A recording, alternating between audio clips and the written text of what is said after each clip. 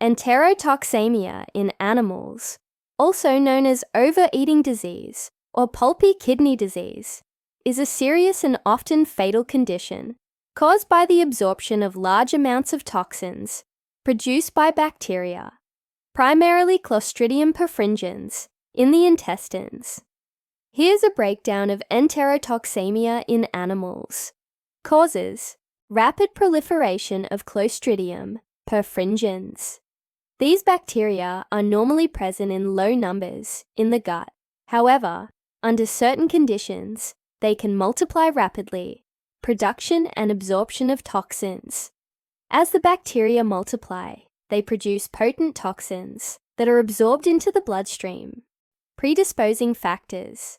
Several factors can create an environment in the gut that favors the rapid growth of Clostridium perfringens, including sudden changes in diet, especially introduction to lush pastures, young cereal crops, or high-grain feeds, overeating, particularly of carbohydrate-rich feeds, protein supplements, milk or milk replacer in young animals, slowed gut motility.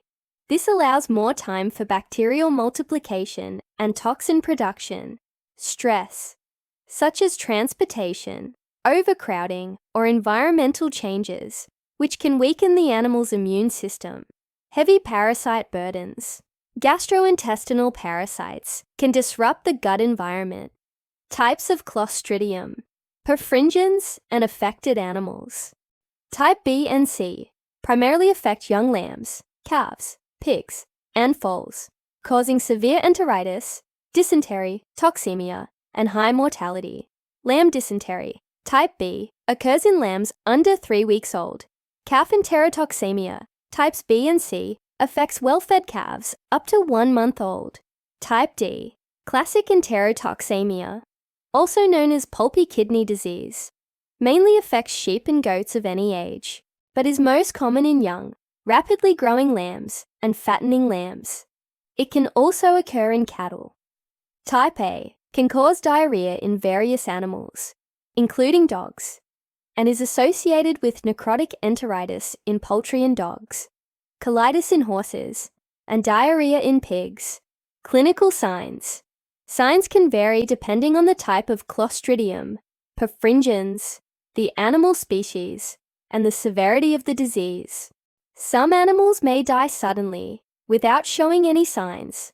When signs are observed, they can include sudden death, often in well-conditioned animals, nervous signs, excitement, incoordination, convulsions, head pressing, circling, opisthotonos, head and neck arched backward, blindness, gastrointestinal signs, abdominal pain, bloat, diarrhea, sometimes bloody or foul smelling, loss of appetite. Other signs: weakness, dullness, fever, grinding teeth, twitching. Diagnosis. Diagnosis is based on history, sudden onset of disease, recent dietary changes, or grazing on lush pastures. Clinical signs, especially nervous signs and sudden death. Post-mortem examination may reveal characteristic lesions such as pulpy kidneys in type D, fluid in body cavities, and hemorrhages. Laboratory tests, detection of increased numbers of C. perfringens and their toxins in intestinal contents, identification of specific toxins, e.g., epsilon toxin for type D. Blood glucose levels may be elevated. Urine glucose, glycosuria may be present. Treatment. Treatment is often unrewarding, especially in acute cases with severe toxemia. However, supportive care may be attempted. Antitoxins. To neutralize the bacterial toxins. Antibiotics. To help control bacterial overgrowth. Fluid therapy. To combat dehydration. Anti-inflammatory drugs. To reduce inflammation. Probiotics. To help restore normal gut flora in milder cases. Prevention and control. Prevention is the most effective way to manage enterotoxemia. Vaccination. Vaccines are available to protect against Clostridium perfringens, type C and D toxins, in sheep, goats, and cattle.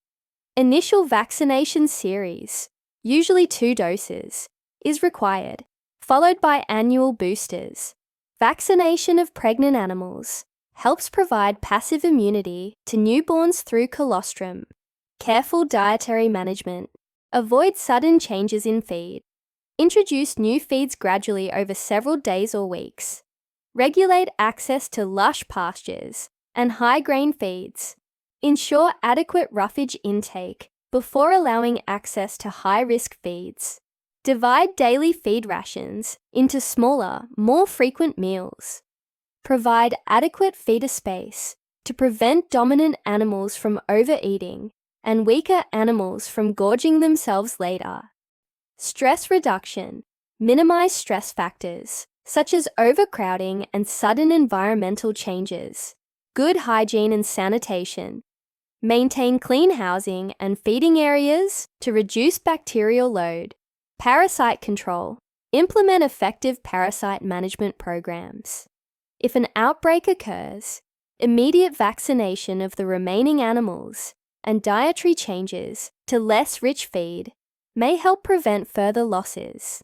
It is crucial to consult a veterinarian for diagnosis and advice on the best prevention and treatment strategies for your specific situation.